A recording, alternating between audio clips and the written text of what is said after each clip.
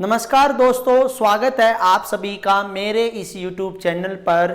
मैं विनीत आज फिर से एक और नई क्लास में आपके सामने विज्ञान विषय से पाठ नंबर 2 से अमल 4 और लवण से आज आपके सामने अभ्यास के प्रश्न लेकर आया हूं और आज हम इन अभ्यास के प्रश्नों को आपको बड़े अच्छे ढंग से कराएंगे।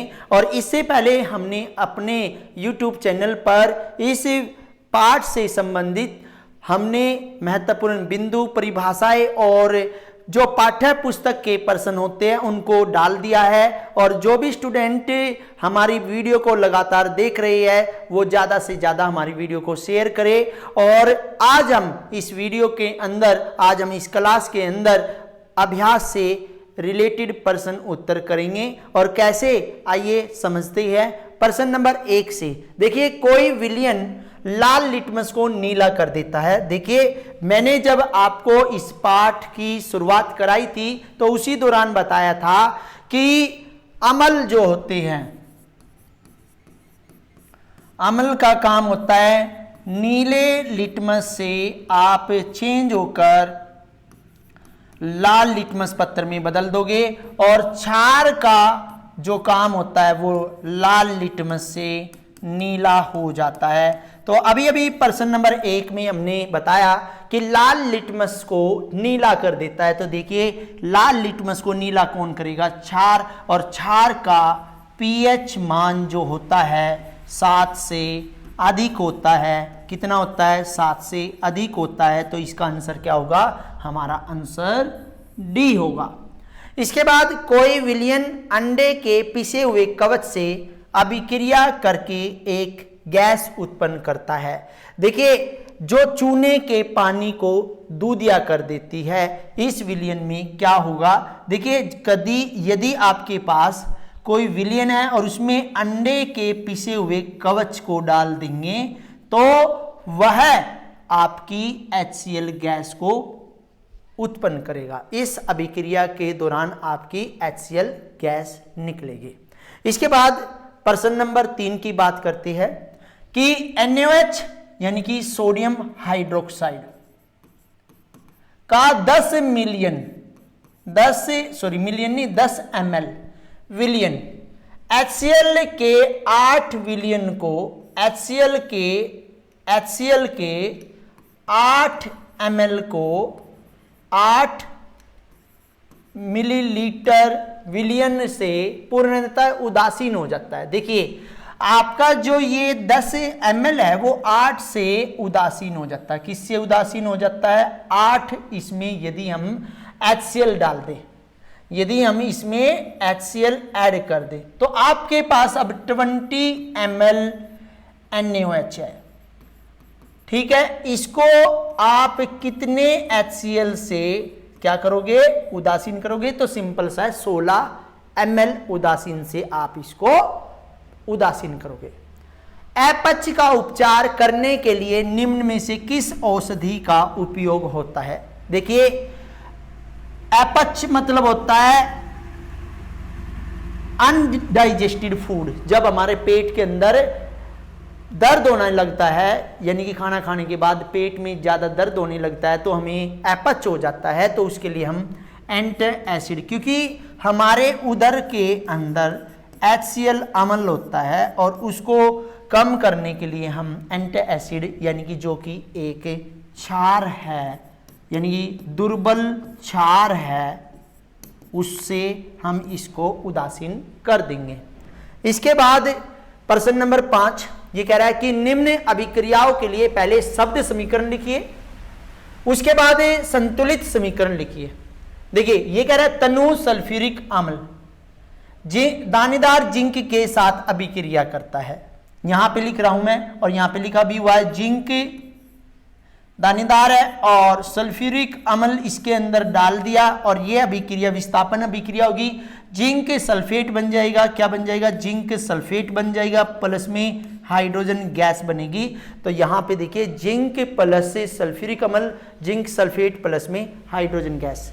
इसके बाद दूसरा प्रश्न है कि हाइड्रोक्लोरिक अम्ल मैग्नीशियम पट्टी के साथ अभिक्रिया करता है। तो मैंने बताया था कि मैग्नीशियम के साथ जब HCl अभिक्रिया करेगा तो मैग्नीशियम क्लोराइड बन जाएगा, प्लस में हाइड्रोजन गैस बाहर निकलेगी। क्यों?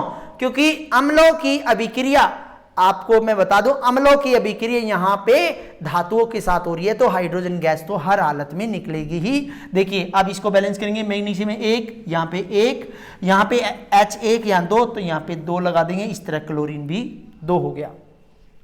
इसके बाद तीसरा पार्ट आगे हमने लिख रखा है, तनु सल्फ्यूरिक अम्ल एल्यूमिनियम चूर्ण के साथ अभिक्रिया करेगा। तो हमारे पास एल्यूमिनियम है, प्लस में सल्फ्यूरिक अम्ल है, और इसकी अभिक्रिया हम करेंगे तो एल्यूमिनियम सल्फेट बन जाएगा Al2SO4 का होल थ्राइस, प्लस में H2 हाइड्रोजन गैस। अब इसको बैलेंस करेंगे, एल्यूमिनियम 1 यहाँ 2, तो यहाँ पे लगा देंगे हम 2, और सल्फेट SO4 3 है, तो हम यहाँ पे 3 लगाएंगे, तो 3 से 3 दूनी 6 हाइड्रोजन होगी, तो यहाँ पे भी हम 3 लगा देंगे। इसके बाद फोर्थ पार्ट में तनु हाइड्रोक्लोरिक अम्ल, देखिए तनु हाइड्रोक्लोरिक अम्ल में क्या डालना, लोहा आयरन डालना है, तो कौन सी अभिक्रिया होगी, FeCl2 प्लस में हाइड्रोजन गैस। देखिए Fe1 Cl2 2, यहाँ पे 2, तो 2 हाइड्रोजन। इस तरह आपने इनको पहले आपने इनको कैसे लिखना है, जैसे कि प्रश्न में बताया था, शब्द समीकरण, फिर उसके बाद संतुलित समीकरण, इस तरह हमने क्वेश्चन नंबर 5 करना है।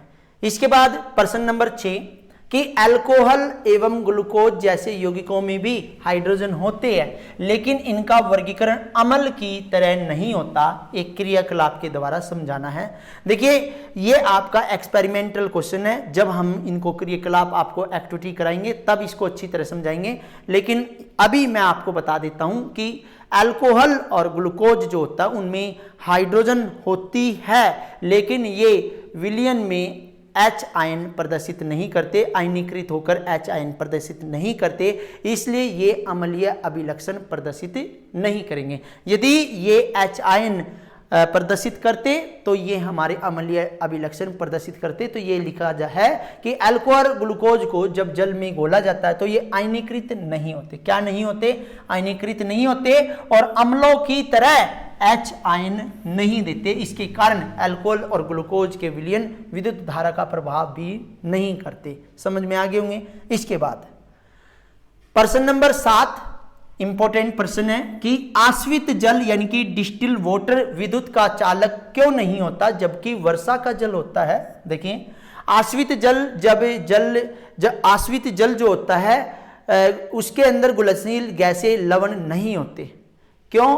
इसका आयनीकरण नहीं होगा तो ये विद्युत का चालन नहीं कराएगा, जबकि वर्षा के जल में कार्बन डाइऑक्साइड भी होती है, सल्फर डाइऑक्साइड भी होती है, नाइट्रोजन डाइऑक्साइड भी होती है। ये अम्लीय गैसें घुली होती है वातावरण के अंदर, जो जल में घुलकर अम्ल बनाती है, इसलिए वर्षा जल में आयन उपस्थित होते हैं और यह आयन आयनीकृत होकर विद्युत का चालन कराएंगे। देखिए सिंपल भाषा में मैं आपको बताऊंगा कि जैसे वर्षा हो रही है और वातावरण के अंदर सल्फर डाइऑक्साइड भी होती है, सल्फर ट्राइऑक्साइड भी होती है, कार्बन डाइऑक्साइड भी होती है, nitrogen oxide, nitrogen dioxide, nitrogen trioxide भी होती है। जैसे ही वर्षा का जल भूमि पर गिरता है उससे पहले ये उस जल में मिल जाती है और उसके अंदर मिलने से ये अम्लीय हो जाती है और इसको हम अम्लीय वर्षा भी कहते हैं। और अम्लीय वर्षा जब धरती पे गिरती है तो इसके जल से यदि हम विद्युत उत्पन्न करना चाहें तो कर सकते हैं। क्यों? क्योंकि इसके जल में आयनीकृत होकर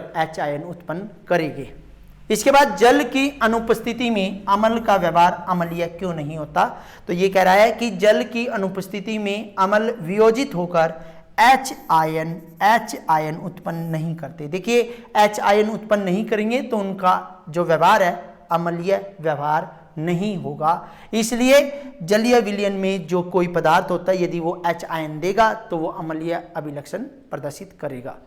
इसके बाद प्रश्न नंबर 9 और बड़ा ही इंपॉर्टेंट प्रश्न है और बहुत ही बार एग्जाम के अंदर CBSE स्टेट बोर्ड के अंदर बहुत ही बार आया है कि 5 विलयन A, B, C, D और E की जब सार्वत्रिक सूचक से जांच की जाती है तो pH के मान क्रमशः यानी कि A का आपका 4 आया, बी का आपका 1 आया, सी का आपका 11 आया और डी का आपका 7 आया और ई का आपका 9 आया। देखिए 7 जो होता है उदासीन होता है और पीएच मान की यदि हम बात करें 7 से कम अम्लीय होगा, यानी कि ये दोनों अम्लीय है और ये जो दोनों है क्षारकीय है। देखिए अब हम बात करते हैं कि ये दोनों अम्लीय है तो प्रबल अम्ल और क्षारकीय दुर्बल अम्ल कौन सा है, जिसमें एच आयन अधिक होंगे तो एक में एच आयन अधिक है तो ये हमारा प्रबल अम्ल है और इसमें कम एच आयन होते हैं तो इसलिए इसका नाम है दुर्बल अम्ल। ऐसे ही क्षार की बात करते हैं तो ये हमारा दुर्बल क्षार है क्योंकि इसमें OH की मात्रा, आयन की मात्रा कम होती है और इसमें OH की मात्रा अधिक होती है तो इसलिए प्रबल क्षार है। आपने बड़े ध्यान से देखना है। तो इसके बाद हम बात करते हैं प्रश्न नंबर 10 की कि प्रश्नावली ए और बी में समान लंबाई की मैग्नीशियम की पट्टी लीजिए। प्रश्नावली ए में हाइड्रोक्लोरिक अम्ल डालना है, प्रश्नावली बी में एसिटिक अम्ल डालना है। दोनों अम्लों की, ये कह रहा है दोनों अम्लों की मात्रा और सांद्रता समान है। किस प्रश्नावली में अधिक तेजी से बुदबुदाहट होगी और क्यों होगी? देखिए प्रश्नावली ए में अधिक तेजी से बुदबुदाहट होगी क्योंकि हाइड्रोक्लोरिक अम्ल एसिटिक अम्ल से अधिक प्रबल अम्ल होता है और मैग्नीशियम की क्रिया हाइड्रोक्लोरिक अम्ल के साथ तीव्रता से होगी और हाइड्रोजन गैस उत्पन्न होगी। तो कहने का मतलब क्या है? कहने का मतलब क्या है भैया कि जो आपकी मैग्नीशियम है और उसकी HCl के साथ अभिक्रिया करा रही है तो बुदबुदाहट दोनों में होगी, दोनों अभिक्रिया में, अम्ल के साथ भी और एसिटिक अम्ल के साथ भी। लेकिन जो आपका हाइड्रोक्लोरिक अम्ल है इसमें रासायनिक अभिक्रिया तेजी से होगी, ठीक है। तो इसलिए यह जो प्रश्न पूछा गया है कि भाई अधिक तेजी से बुदबुदाहट किस में होगी? हाइड्रोक्लोरिक अम्ल में होगी। और दूसरा क्यों होगी? क्योंकि ये जल्दी से अभिक्रिया कर लेता है। इसके बाद प्रश्न नंबर 11 की बात करते हैं। ताजे दूध का पीएच मान 6 होता है, दही बन जाने पर इसके पीएच मान में क्या परिवर्तन होगा? देखिए दही होती है खट्टी और खट्टी तब होगी जब उसका पीएच मान 7 से कम होगा और ये तो पहले से ही 6 है तो इससे कम होगा। तो अपना उत्तर समझाइए। देखिए ताजे दूध का पीएच मान है 6, जब दूध दही में बदल जाती है तो इसके लैक्टिक अम्ल की, तो इसमें लैक्टिक अम्ल की सांद्रता, इसमें लैक्टिक अम्ल की सांद्रता बढ़ जाती है, इसलिए दही बनाने पर इसका पीएच मान कम हो जाएगा। इसका पीएच मान क्या हो जाएगा? कम हो जाएगा। इसके बाद प्रश्न नंबर 12 की बात करते हैं। एक ग्वाला ताजे दूध में थोड़ा बेकिंग सोडा मिलाता है तो ताजे दूध के पीएच के मान को 6 से बदलकर थोड़ा क्षार के क्यों बना दिया जाता है? और दूसरा प्रश्न है कि इस दूध को दही बनने में अधिक समय क्यों लगता है? तो मैं लोकल सी लैंग्वेज में आपको बताऊंगा। जब आप दूध जिस भी बर्तन में लाते हो या रखते हो तो उसके अंदर जो है थोड़ी स्मेल होनी स्टार्ट हो जाती है, तो उसके अंदर जो है अम्लीय अभिलक्षण आने लगता है और यदि हम उसके अंदर बेकिंग सोडा, उस दूध के अंदर बेकिंग सोडा मिला दे तो वो धीरे धीरे आपका अम्ल की तरफ बढ़ेगा और दही को भी जमने में अधिक समय लगेगा। कैसे? कि दूध में बेकिंग सोडा मिलाने पर इसका पीएच मान 6 से अधिक हो जाएगा और दूध क्षारकीय प्रकृति का हो जाएगा। इसके कारण दूध लंबे समय तक खट्टा नहीं होगा क्योंकि क्षार दूध को शीघ्रता से अम्ल बनाने में रोकता है। इसके बाद जब दूध दही में बदलता है तो लैक्टिक अम्ल बनने के कारण उसमें पीएच मान कम हो जाता है, लेकिन क्षार की उपस्थिति यानी कि बेकिंग सोडे की उपस्थिति के कारण, बेकिंग सोडे की उपस्थिति के कारण दूध का पीएच मान बढ़ जाएगा और इसके कम होने में समय अधिक लगता है, इसलिए बेकिंग सोडा मिले हुए दूध को दही बनने में अधिक समय लगता है। इसके बाद प्रश्न नंबर 13 की बात करते हैं और इसमें कह रहा है प्लास्टर ऑफ पेरिस को आर्द्ररोधी बर्तनों में क्यों रखा जाना चाहिए? व्याख्या कीजिए। देखिए नमी की उपस्थिति में जो प्लास्टर ऑफ पेरिस होता है, पीओपी होता है, वो जल के साथ अभिक्रिया करके जिप्सम में बदल जाता है एवं कठोर होकर खराब हो जाता है, इसलिए प्लास्टर ऑफ पेरिस को आर्द्ररोधी बर्तन में रखना चाहिए। इसकी हम अभिक्रिया आपको पहले भी समझा चुकी है। इसके बाद प्रश्न नंबर 14 उदासीनीकरण अभिक्रिया क्या है और उदाहरण दीजिए। देखिए, जब अम्ल किसी क्षार के साथ क्रिया करता है तब लवण और जल बनता है, इसे उदासीनीकरण अभिक्रिया कहते हैं। मैंने आपको कई बार बता दिया, पाठ नंबर 1 में भी समझाई थी। जैसे आपके पास सोडियम हाइड्रोक्साइड है और हाइड्रोक्लोरिक अम्ल है तो वो NaCl यानी कि सोडियम क्लोराइड बनाएगा प्लस में जल। सोडियम क्लोराइड जो है वो लवण है और ये आपका जल है। यदि हम इसकी बात करें, ये अम्ल है और ये आपका क्षार है। दोने का सोडा, ये आपके एग्जाम में बहुत ही बार आता है, इंपॉर्टेंट है। दोने का सोडा और बेकिंग सोडा के दो प्रमुख उपयोग बताइए। देखिए, दोने के सोडे का उपयोग, और सबसे पहले इसके फॉर्मूले की बात करते हैं तो sodium carbonate 10H2O 10 molecule of जल के होते हैं। तो इसका उपयोग कांच, साबुन और कागज उद्योगों में किया जाता है और जल की स्थायी कठोरता को दूर करने के लिए भी इसका उपयोग किया जाता है। अब हम बात करेंगे बेकिंग सोडे की, और बेकिंग सोडे का जो फॉर्मूला है NaHCO3 सोडियम हाइड्रोजन कार्बोनेट होता है, और इसका उपयोग बेकिंग पाउडर के घटक के रूप में बेकरी में किया जाता है। किस में किया जाता है? बेकरी में किया जाता है। और उधर में अम्लीयता को दूर करने के लिए प्रति अम्ल के रूप में इसका कार्य किया जाता है, और इसका उपयोग अग्निशामक यंत्रों में भी किया जाता है। देखिए, आज की क्लास में पाठ्य पुस्तक के प्रश्न हमने कराए, और यही प्रश्न जो 15 प्रश्न थे आपकी पाठ्य पुस्तक के अभ्यास के अंदर दिए गई है। और मैं आपको ये कहना चाहूँगा, यदि किसी स्टूडेंट को कोई भी क्वेश्चन समझ में नहीं आता तो वो हमारे इस कॉन्टैक्ट पे, इस फ़ोन नंबर पे कांटेक्ट करके हमसे प्रश्न के उत्तर के बारे में जान सकता है। और यदि कोई विद्यार्थी फ़ोन ना करे तो वो अपना क्वेश्चन जो है कमेंट सेक्शन में लिखकर, अपना प्रश्न कमेंट सेक्शन में लिखकर उसका आंसर जान सकता है। और जिन भी स्टूडेंट को हमारी वीडियो अच्छी लगे तो हमारी वीडियो को लाइक करें, शेयर करें, और ज़्यादा से ज़्यादा स्टूडेंट जो कक्षा 10वीं के अंदर है उनके पास ज़्यादा से ज़्यादा शेयर करें, जिससे वो अपनी जो नोट्स है खुद प्रिपेयर कर सके। और अति महत्वपूर्ण प्रश्नों की क्लास हम इससे अगली क्लास में कराएंगे। Thank you.